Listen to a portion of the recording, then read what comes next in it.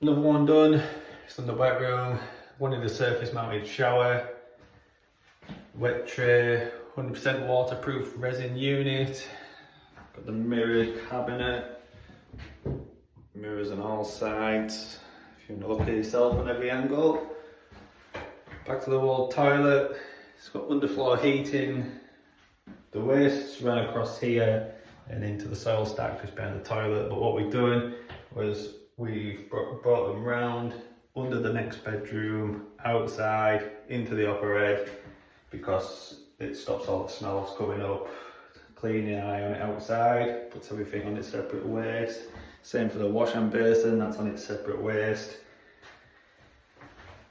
Towel warmer, fully tiled, gloss ceiling.